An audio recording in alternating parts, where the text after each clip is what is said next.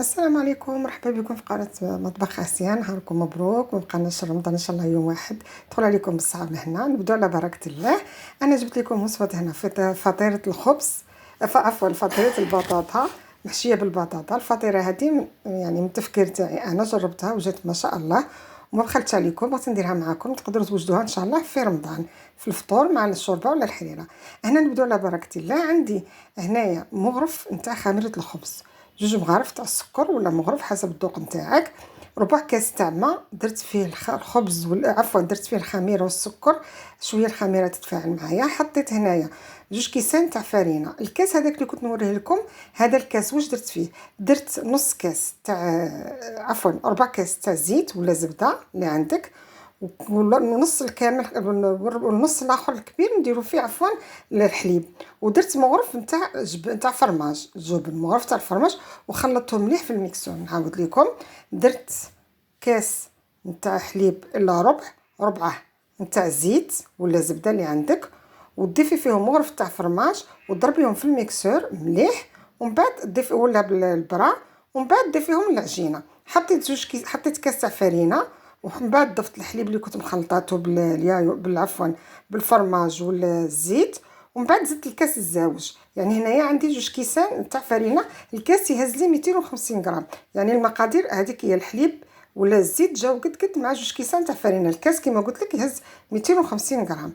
وضفت لهم شويه تاع الملح ولميت العجينه، ما دلكيها لا والو، تلميها وتخليها تخمر. هنايا جبت حبه بطاطا، حبه برك، حبه بطاطا متوسط الحجم، ماشي كبيره ماشي صغيره. غليتها وراني نرفس فيها. بعد ما دخلها الطياب ما تخليهاش تتهرى باش ما تشربش الماء، يدخلها الطياب نتاع يدخلها الطياب. بديت ترفسيها، شوفي كيفاش راني نرفس فيها.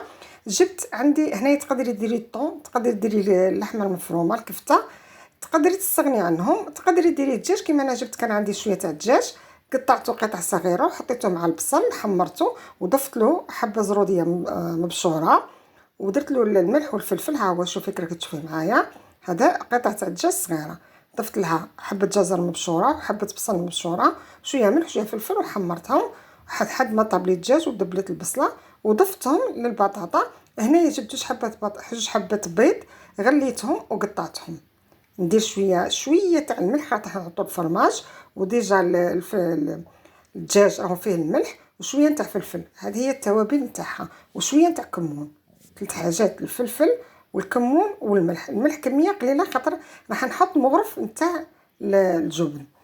كما قلت لكم تقدري تضيفي، هاي المغرف تاع الجبن تقدري تضيفي حتى لو كان عندك الطون، تستغني عن الدجاج وعن اللحمه المفرومه ولا عندك الطون. لكن عندك اللحمه المفرومه ديريها كما طيبت انا قطع تاع الدجاج. وهنايا باش انا زكيتها، كان عندي قطعه صغيره بزاف تاع الدجاج، زكيتها بشويه تاع زروديه، ربيتها، طحنتها في لاشوار، ما ربيتهاش طحنتها في لاشوار، حتى لاشوار تطحنها لي مليح، وضفتها لها. ودرت مغرف نتاع معدنوس، مغرف معدنوس مقطعاته رقيق.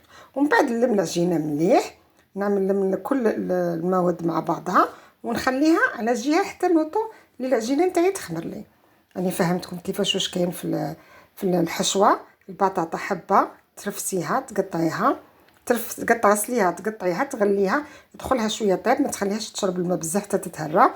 تقطريها وترفسيها، تضيفي لها جوج حبات بيض مغليين مقطعين، تضيفي لها كان عندك طون ولا عندك الدجاج كما قلت لك الوصفه، ولا عندك لحمه مفرومه اللي عندك. كان ما عندكش تقدري تستغني عنهم، يعني تخرجي من الباب واسع وتستغني. غير واش هو لك يعني ماشي راح تضيفي كميه كبيره من نتاع اللحمه ولا نتاع اللحمه المفرومه ولا نتاع الدجاج.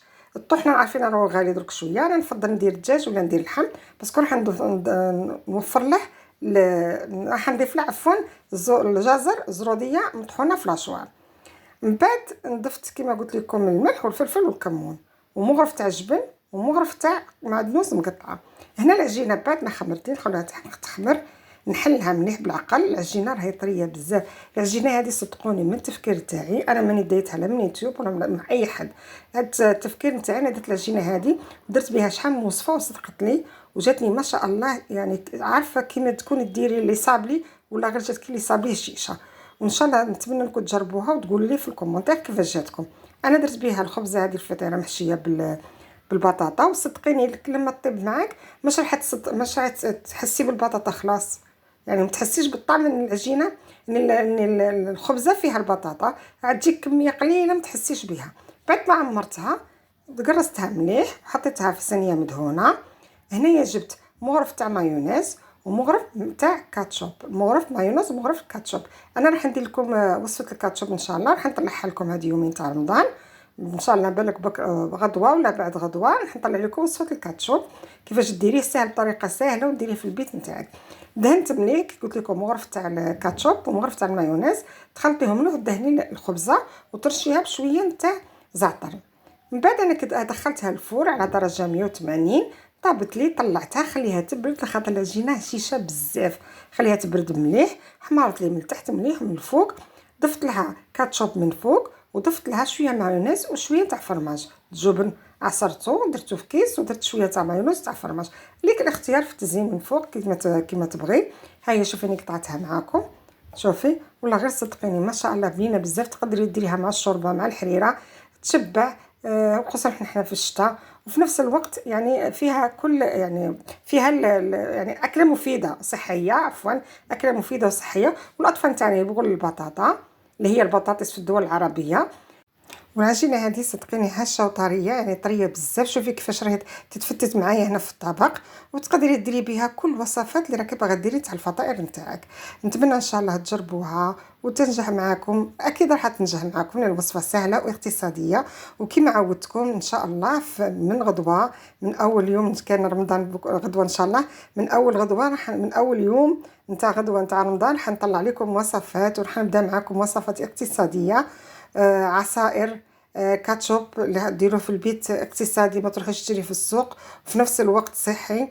ان شاء الله راح نجيب لكم وصفات جديده واقتصاديه يعني حقيقي، ما تكلفيش نفسك فيها.